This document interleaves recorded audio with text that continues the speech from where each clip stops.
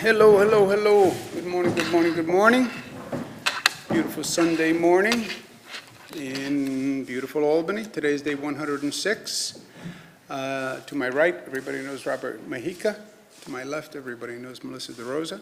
Day 106 since the coronavirus crisis befell New York. Day 21 since Mr. Floyd's murder. We're handling both situations. They're both different, they're both complicated, they're both critical, and then you have an intersection between the two where they actually affect each other. Let's talk about COVID first. New York State has been following the data, and on the numbers we are making really great progress. And today is another great day in terms of achievement by New Yorkers. We're looking now at the daily testing numbers. Most importantly, we started reopening. We're looking for a reaction to the reopening. That's what we're focused on. And you'll see the immediate reaction to a reopening in the daily testing numbers. 50,000 tests statewide every day, plus or minus. Watch that daily testing number. Day to day, New York City, 1.5, 1.7, 1.5, 1.7, 1.4 yesterday. You're looking for basic consistency. If it goes down, that's great. If it goes up, that's bad. You'll see an up and down, but if you see tick up, tick up, tick up, tick up, then start to worry. You watch the individual regions, and then you can look at your county and see where your county is within that region. New York City, for example, which we're watching closely because it just reopened and it is a volatile situation. But you look at the Bronx, 2-1, 2-4, 1-6, 1-8, 1-4. You see the numbers are basically consistent all across the board. Staten Island, you have a tick up. That can be a Saturday aberration, but we're watching it. Total hospitalizations, lowest level since we started this horrific journey. So that is great news, 1,600 hospitalizations. Great news, number of deaths, lowest number ever. 23 are in our thoughts and prayers, but as the health experts tell me, when the number gets this low, it's basically a question of how people are recording a cause of death across the nation.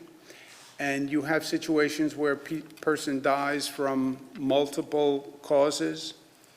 You could put down COVID, you could put down cancer, you could put down heart disease. So at one point it becomes fairly random, and we're basically at that point. But this is really great news. This has caused a lot of New Yorkers a lot of pain. I know everyone at this table has felt that pain with them.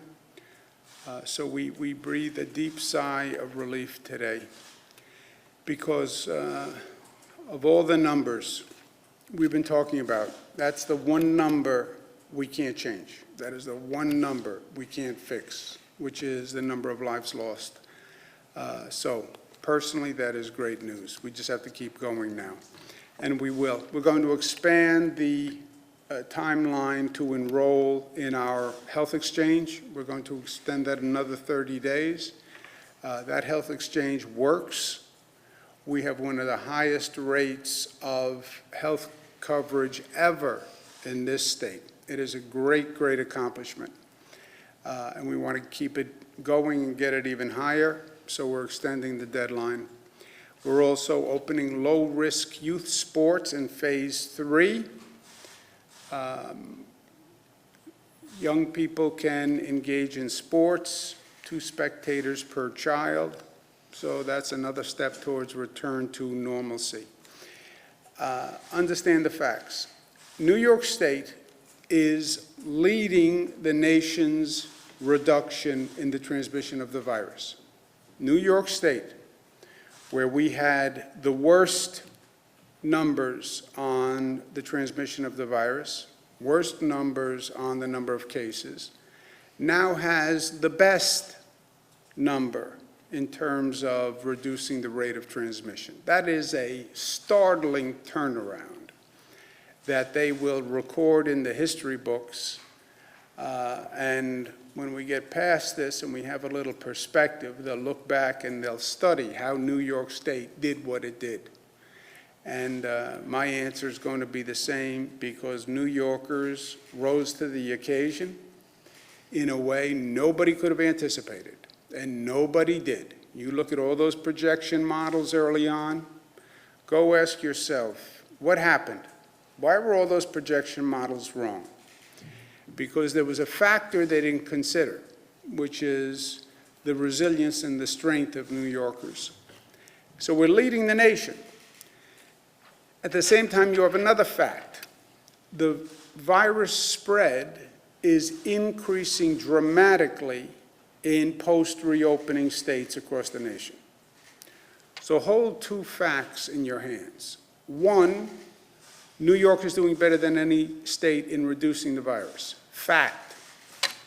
Another fact, states post-reopening are seeing a dramatic increase. Not New York, not yet, but that is a serious caution for us. And that's what I am focused on. You look at the rate of transmission, New York, first dot, all the way on the left, lowest rate of transmission in the nation. This is an independent website that has been started by the founders of Instagram, which we have been following. You see the states up at the top red, those are the states that have the highest rate of transmission.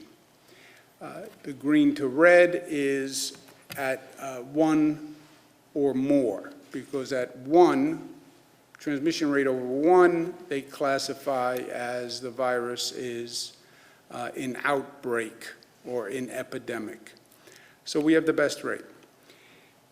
But we're seeing all across the nation the same warning. New lockdowns, second wave, increase. WHO is talking about it, Dr. Fauci is talking about it, the CDC is talking about it. You couldn't have more warnings from any additional sources. They're even talking about Italy having a rise again. And Italy had a horrific situation. So if there's a country that should be showing caution in the reopening, it is Italy. And you see this all across the globe. You cannot ignore it. These are facts. And if you ignore the facts, it's going to be to our peril. I promise you that.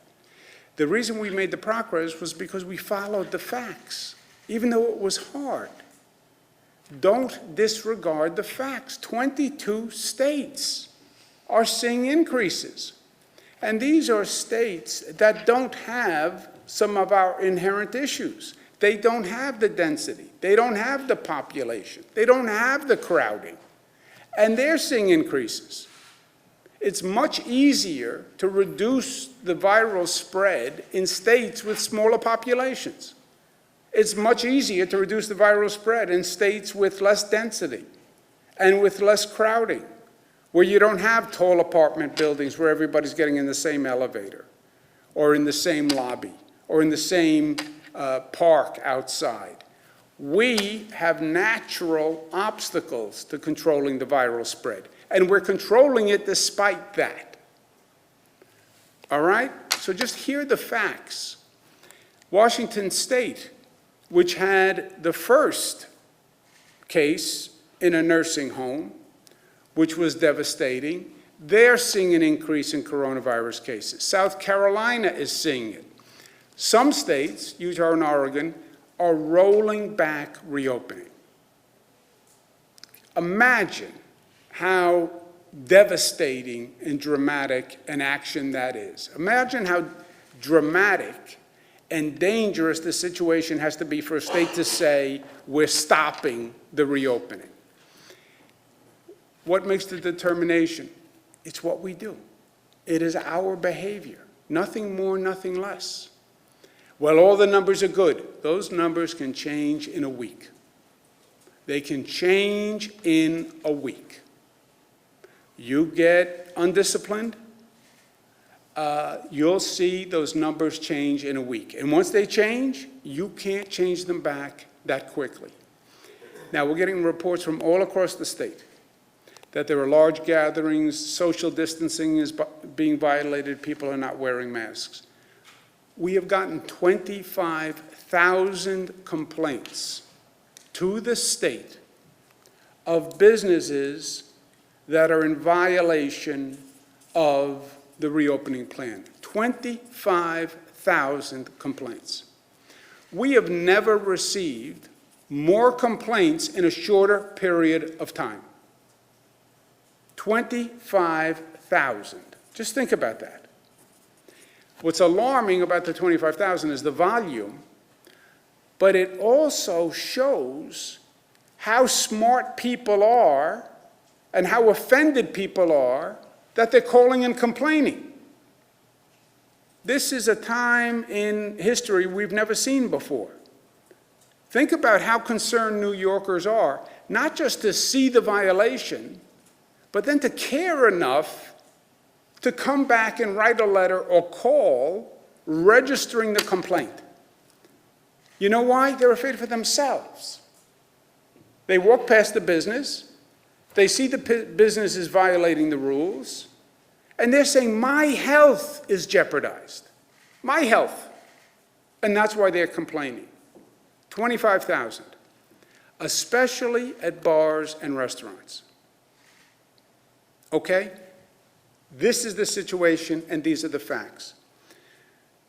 Well, they're not being ethical, they're not being moral, they're not being good New Yorkers. Great. They're also violating the law. This is a question of violating the law. Not just feel guilty. You're violating the law. All right? And this is a very serious situation, and I want to make sure everybody knows the consequences here. A bar or restaurant that is violating these rules can lose their liquor license. State Liquor Authority inspectors are out. We have a task force of state investigators who are out. You can lose your liquor license. And that is a big deal for a bar or a restaurant. We are not kidding around with this. You're talking about jeopardizing people's lives. It's a legal violation. And the SLA inspectors are out there. I am telling you that. I called a couple of bars and restaurants myself where I saw pictures of the situations that were in their bars and restaurants. And I said to them, you're playing with your license. There is no excuse, well, I told people and they did it, even though I told them. You are responsible for the people in your establishment. There is no excuse, well, the local legislator told me I could do this. No one can tell you that you can violate the law. There is nobody who can tell you that. Well, my brother said as long as, no, I don't care what your brother said. You violate the law, you can lose your license. And you will. We're not kidding around about this. If you are an individual, you can't violate the open container law. There's an open container law. You can't stand on the sidewalk drinking a beer. You're violating the open container law. The social distancing, mask wearing, these are legal violations. Protesters and police, the law applies to you. Well, I'm protesting. Yeah, I understand that. You can protest. The law still applies to you. Police department, your job is to enforce the law. Why don't you follow the law, right? It's a very bad signal when you see police people who are not wearing a mask and not following the law. How can you enforce the law if you're not following the law, right? So wear a mask. and also to local electeds who are in charge of the police department, it's your responsibility to make sure your police department follows the law. To local governments, you are responsible for monitoring the compliance with the reopening plan. That is the local government's responsibility. And we've been very clear about this from day one. We go to phase 1, we go to phase 2, we go to phase 3. The local government is responsible for compliance. Mayors, county executives, you have to do your job. I understand it's an unpopular position to have to enforce the law. I understand nobody wants to go to a sidewalk with people drinking and say, you people can't drink on the sidewalk. I understand that. I understand nobody wants to say to a bar, restaurant, you know, you're only supposed to be in an open air area and you're not supposed to be violating social distancing. I understand that. I understand it's not popular. I get it. You know what's more unpopular? If that region closes because that local government did not do their job. And that can happen. Utah, Oregon had to reverse their reopening plan. Before I reverse a statewide position, I'll tell you what I'm going to do. I'm going to reverse it in those areas that are not in compliance with the rules. And I'm going to reverse it in those areas where those local governments did not comply with the law. That is what is going to happen here. And I am warning today, in a nice way, consequences of your actions. We have 25,000 complaints statewide. I'm not going to turn a blind eye to them. New Yorkers deserve better. Manhattan and the Hamptons are the leading areas in the state with violations. These are not hard to spot violations. People send video of these violations. You can look it up on social media. You don't need a detective squad to go out and find it. They are rampant, and there's not enough enforcement. I am not going to allow situations to exist that we know have a high likelihood of causing an increase in the spread of the virus. And if we increase the spread of the virus in Manhattan because of bars and restaurants, well, then everybody in Manhattan is going to suffer. And that's not fair either. Local government, do your job. Local government, do your job. If we have to close, then people are going to hold you accountable. Bars and restaurants, do your job. Or you can have an SLA violation and possibly loss of your license. Individuals who are violating the law, you can be held liable also. We got here because people did the right thing. And if we stop doing the right thing, we'll see a very different trajectory. And I am telling you that you look at all the other states, it's not hard to figure out what is happening here. It's happened in half the states in the nation. So far, we have been the exception. And we're not going to go back to that dark place because local government didn't do its job or because some individuals exploited the situation. Besides the legal violation, because our success here was not based on what government did. Our success here was based on individual action and social action. That's why this moment was so special. It's what 19 million people did. And they did what they had to do, not because there was a legal sanction, not because I was going to knock on their door and hand them a ticket. That's not why they stayed home. That's not why they closed their business. They did it because it was the right thing to do. To these people who are now violating it, it's illegal. It's also wrong. It is just disrespectful not to wear a mask.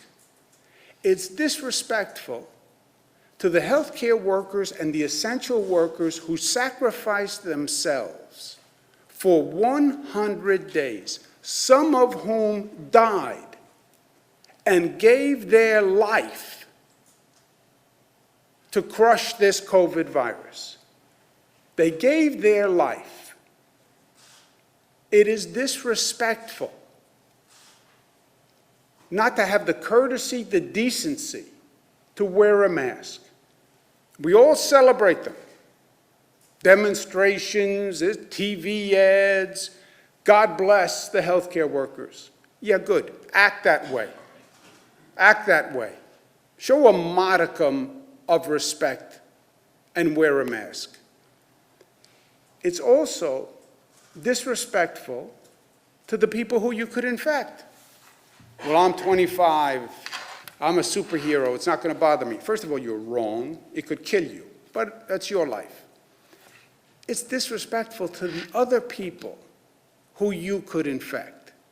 It's disrespectful to a parent, to a grandparent, to a cousin, to a brother, to someone who you run into on the sidewalk and you don't even know, but happens to have a compromised immune system because they're battling cancer or because they're battling HIV, and you infect them and you wind up killing them.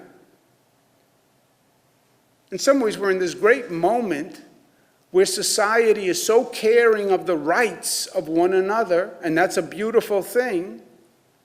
Well, then let's be caring about the rights of each other.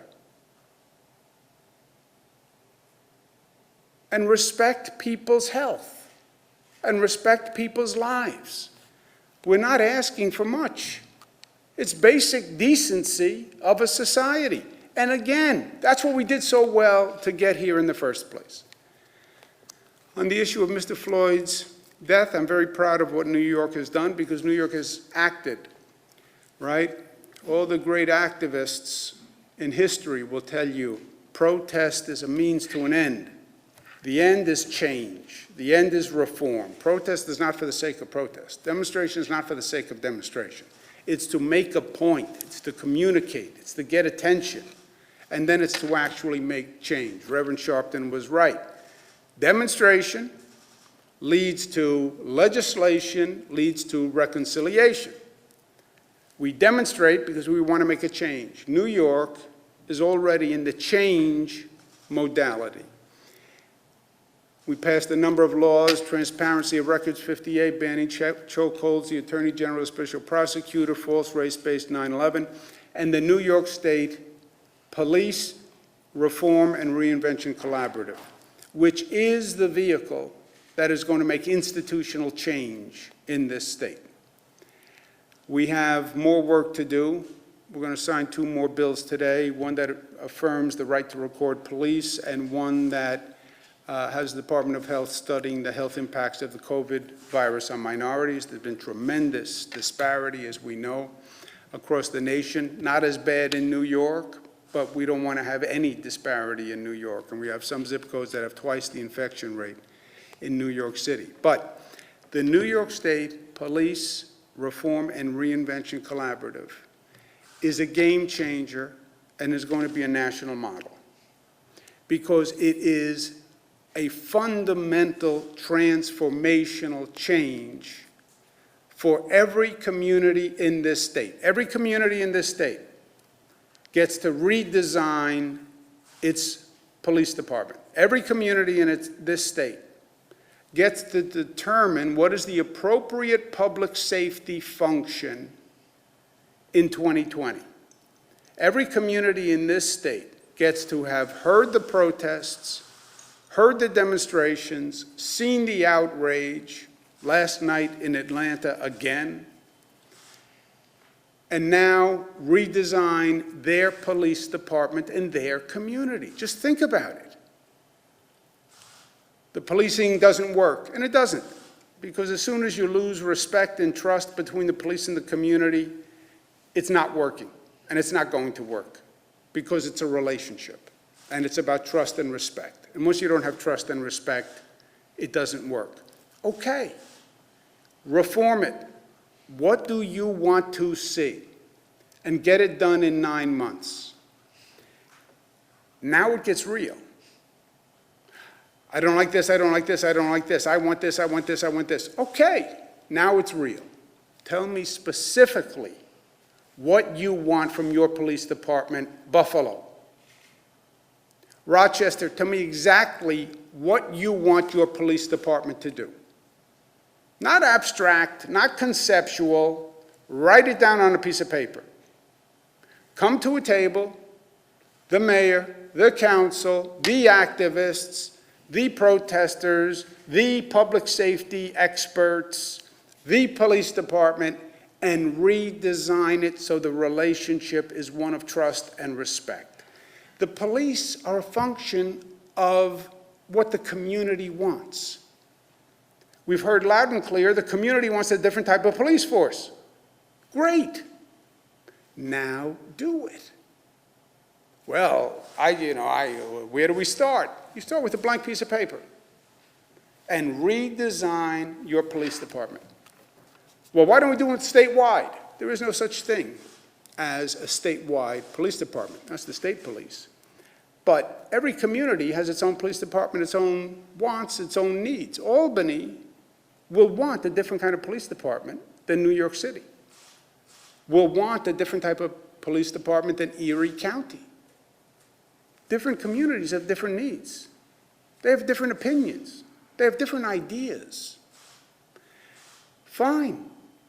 Make the police department work for you. But do it. Do it. I want change, I want change, I want change. Great. Write the bill. That's what I say to my friends in Albany, right? I want change. Good. Write the piece of legislation. Tell me what you want changed. Now, every community, come to the table, blank piece of paper, redesign your police department. Do it in collaboration. All the stakeholders are at the table. You have 9 months to do it. 9 months is too long. No, it's not. You can make a baby in 9 months. If you can make a baby in 9 months, you can redesign the police department. 9 months is too short. No, it's not. This is going to be a long conversation. There's going to be a lot of issues to work through. So 9 months, I think, is an appropriate time.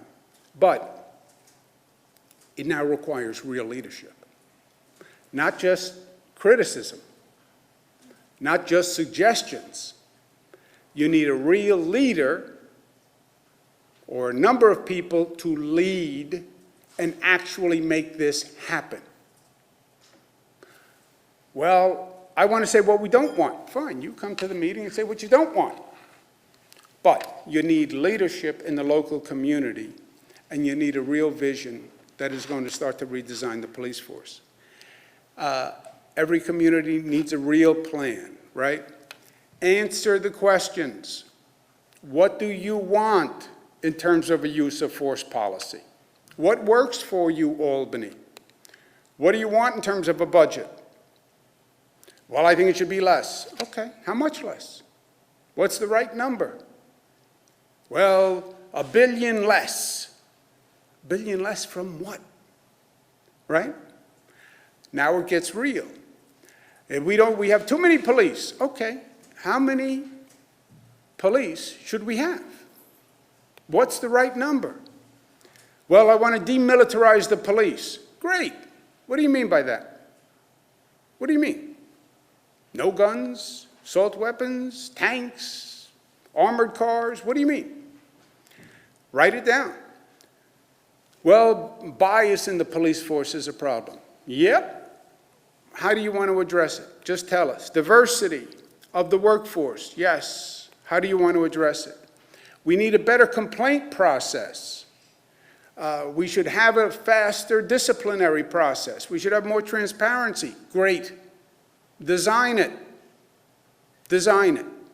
We should have civilian review of the police department complaints. Great. Yes. How do you want to make it work? Government is hard because government, you need to be specific and you need to effectuate change. That's the art form of government. That's the art form of protest and of demonstration. All the great activists also knew what they wanted. You need to know the change you want. There is no change for the sake of change. You have to change to something. What do you want to change to? So, lead the process community by community. The mayor is a natural leader for this effort. I believe in the city of Buffalo, a person like Mayor Brown, who already started, will come to the table. He'll be a leader. If the mayor doesn't want to do it or can't do it, city council president can do it. City council member in charge of public safety can do it, right? New York City, Mayor de Blasio could do it. He doesn't want to do it. Corey Johnson, city council president, could do it. Donovan Richards, public safety councilman. But somebody has to be a leader now and come to the table and start to redesign because the clock is ticking. Time is wasting.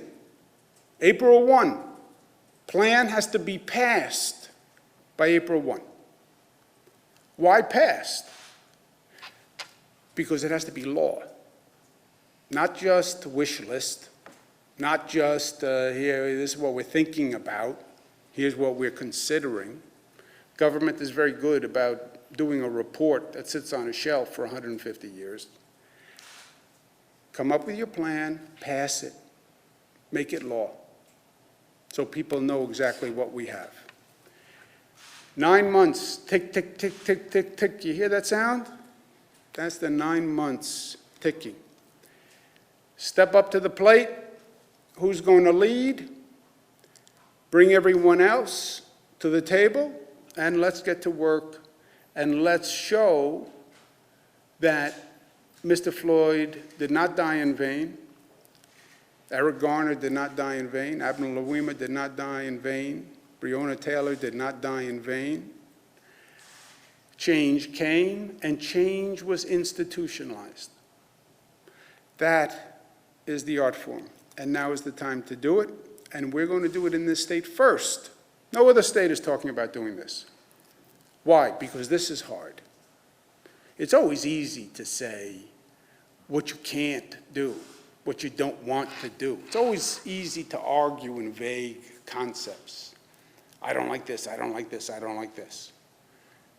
Hard is, okay, let's redesign, let's reform, and this is what we're going to do going forward. Defund the police. Okay, what does that mean? How do we do that? Community by community by community. There's no right or wrong. I'm not going to tell anyone what they should do. They should do what they want to do. They should design a police force that works for them. It's the only people it has to work for, is for them. You have federal laws and state laws that have minimum standards on police, but then it's up to the local community. Do it. And let New York be the state that made the most progress by making statewide change community by community. Hearing the dialogue, hearing the protests, seeing on video the obvious injustice over and over and over again, and then fixing it. Fixing it. That's who we are. We're New York tough, smart, united, disciplined. Questions? Governor Cuomo, have you since Thursday talked or thought about over the weekend in the time from your guidance with nursing homes and visitations to group homes and adult care facilities. People are still asking if there's a better time frame or a better timeline on when they can visit their loved ones. Yeah, Department of Health is doing a study as we speak. They're going through it. They're talking to nursing home operators, a number of infectious disease doctors, and we're going to have an answer this week. Jesse? Yeah. On the issue of this warning to Manhattan and the Hamptons, are you suggesting that those areas, Long Island and New York City, could be taken back a step? Highest number of complaints, 25,000 statewide. Highest number, Manhattan and the Hamptons. If the local governments, if we have a high number of violations of the policy, which is tantamount to a high likelihood of the spread of the virus, and the local governments are not monitoring, policing, doing the compliance, yes, there is a very real possibility that we would roll back the reopening in those areas. The only alternative would be to pause the entire reopening. You've spoken again and again about facts and data and stuff like that. Would you wait for that spike to be seen, or would that be a unilateral decision on your part? We're watching for it now, but any doctor will tell you, any infectious disease doctor will tell you, look at the behavior and you know what is going to happen. This is not rocket science on this extent. If you have large gatherings of people who are not socially distanced, who are not wearing masks, you will have an increased spread in the virus. It may not come for a period of time, but it will come. And once it comes, it's too late. Now you're back up in a spike situation, and it's going to take you weeks of extraordinary effort to bring it down. Better than letting the spike happen is stop the spread. That's what Utah is doing. That's what Oregon is doing. Before you go to a statewide repause, or even a regional repause, if there was such a term, better you do a local specific where that is creating the problem. But if you just allow the violations to continue and nobody does anything, you know what's going to happen. Same thing has happened in 22 states.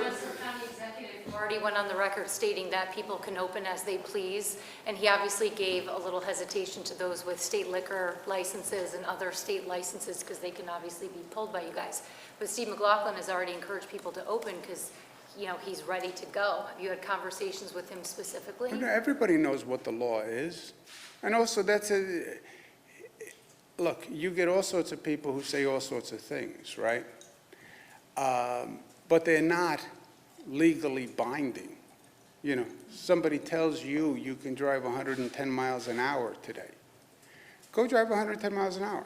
And when the trooper pulls you over, say, Joe Kitsabotsuna told me I can drive 110 miles an hour. They'll say, that's very nice. Tell Joe I said hello. Here's the ticket. Governor, just to drill down on this just for a second, just to be absolutely clear. So you're saying that Long Island and New York City's reopening... Warning, enforce the law. Warning, enforce the law. You have large gatherings that are in violation of the law. This will most probably lead to a spread of the virus. Do your job and enforce the law. If you do not, and this continues, we would have no choice but to take state action ceasing the behavior. Please comment on, there's this plan to rethink police and how local police departments operate. Do you think those conversations and that plan brought forward should also extend to how DA offices operate their operations? Such as, do we need to also be thinking how to rethink district attorney offices, how they release Brady material to the public? Look, they could do that, but that's not a function of city law, right? The reason I say community by community is it is their law that determines their police. New York City can redesign the NYPD. New York City cannot redesign the district attorney's offices, right? That's state law. New York City cannot define judges. That's state law, right? Because federal, state, city. So the city can do what's in the city jurisdiction. Policing, there are state laws, federal laws, but the specifics are left to the police vis-a-vis that city, because that city designs its police force. New York City determines that they have 36,000 police officers. New York City determines the staffing, the functions, the pay. That's all done by New York City. What we've all decided, what society has said, frankly, from my point of view, long overdue, this police model does not work. It doesn't work. And they've said that clearly, and the way they have said it, ipso facto made it true.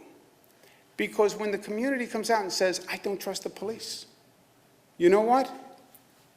Stop everything, because if there's no trust, there's no relationship, it doesn't work, right? Husband and wife, I don't trust the other person. That has to be fixed, because it doesn't work without that.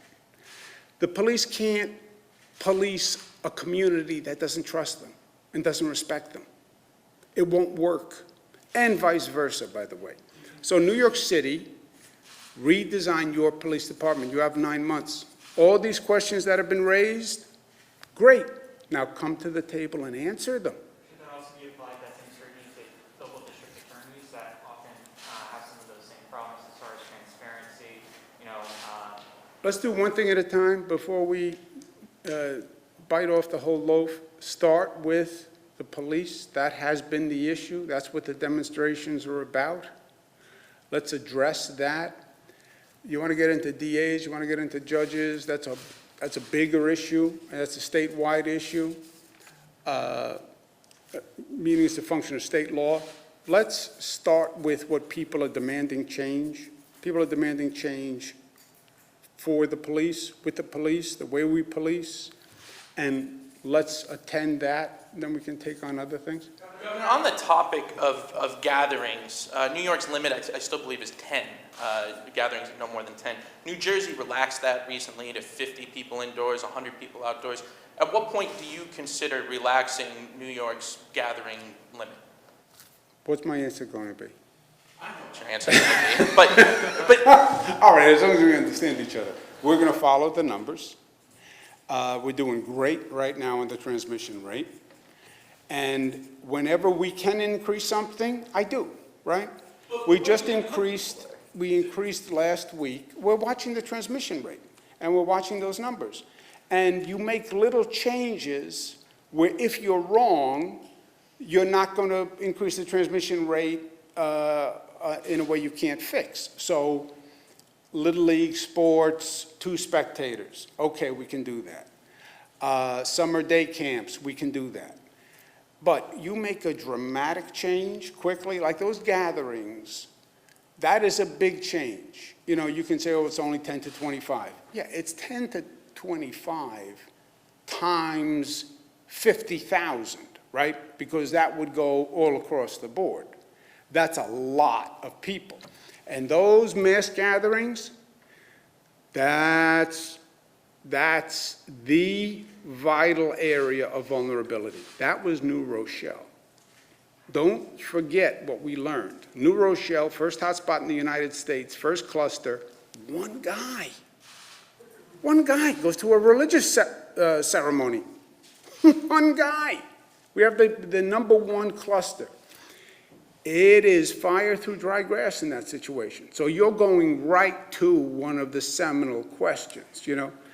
Everything we do is trying to open the economic activity, reducing the density in the gatherings.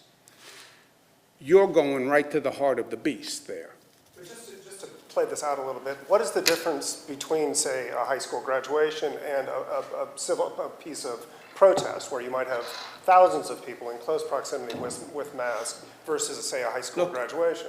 First of all, we don't know. Well, we don't know what happened at the protests. We're still waiting to find out. Now, the only good news, and you have a lot of people studying these protests all across the nation, the good news about the protests, they happened when our infection rate was way down, right? We had a less than 1% infection rate when the protests happened. If those protests had happened when our infection rate was higher, forget it. Forget it. You'd see it today in the numbers. The only saving grace was, by the time they happened, the infection rate was just about as low as it is now, right? It's been at this number for the past few weeks. So that's the only good news, that it may have happened when the infection rate was down, and that's why it didn't spread as much. But we don't know what the protests will have done. We're still waiting to see if it makes a difference in the numbers. Governor Hunter, actually, Dan, go ahead. Dan? The president approved a major rail project in New Jersey over the weekend after having dinner with Phil Murphy. What do you think it'll take to get him to approve some of New York's projects like the Gateway Tunnel, congestion pricing? Look, I think it's great that the president, that project that he approved in New Jersey is part of the Gateway Tunnel project. It's a thoroughfare that leads to the Gateway Tunnel, and it's great that you fix that bridge, that portal. But if you don't do the Gateway Tunnel, this is just a bridge to nowhere without the Gateway Tunnel. If you don't fix the tunnel, then where do you think you're going? To a tunnel that'll bring you to the bottom of the Hudson River, right?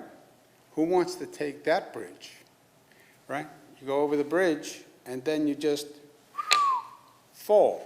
Except you don't even have to fall, because you're in a tunnel that is collapsing.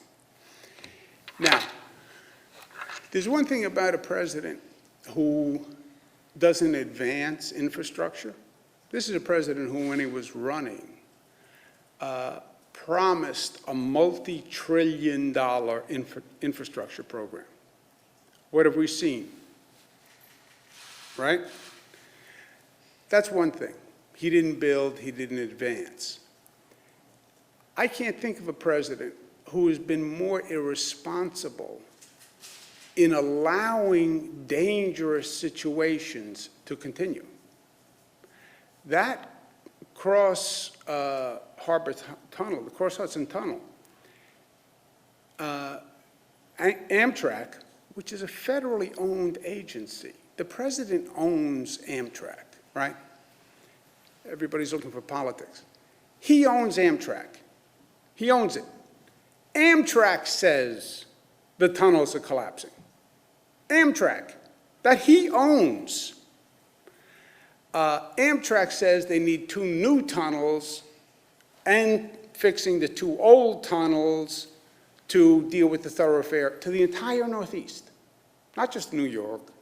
If it was just New York, I'm sure he wouldn't care because we're a blue state. But it's called the Northeast United States. Amtrak says that, not me. The company he owns, Amtrak, says the tunnels have to be fixed. Not to fix those tunnels that you know are dangerous, that's just reckless. It's reckless. A lot of presidents didn't show the leadership to build new, but not to fix what is a dangerous situation, as told to you by Amtrak, which you own, that's reckless in a way I can't even describe. And do you have any updates on the state budget? Are cuts coming? We're still waiting to see what happens on the federal budget. There's a local bike organization that says that the bike path on the Mario Cuomo Bridge is going to be opening tomorrow. Is that accurate? And if so, do you plan on being there for the ribbon cutting? We'll have to see tomorrow. I believe it's your father's birthday tomorrow. It is. Is there a ribbon cutting tomorrow on the bike path? I have to see tomorrow. But if I were you, Why is it a I secret? would get on my bike and start riding now, south. Families on expectations for the fall for schools, universities, colleges, people are chomping at the bit, and they're worried about bills and things like that, like, am I staying over at the school, am I gonna be distance learning? Yeah, we don't know yet. Nobody can tell you yet. Nobody can tell you what the fall looks like. They can give you guesses, maybe this, maybe that. But any determination anybody would make today would be subject to change depending on what happens with the virus between now and then, right? Nobody's going to say, I'm going to open the schools, no matter what the facts, no matter how bad the virus spread. 22 states are seeing an uptick already. We might have an uptick. Whatever happens, I'm going to open the schools. Nobody would say that. I'm going to go to work, guys. Thank you. I'll see you tomorrow. You know where.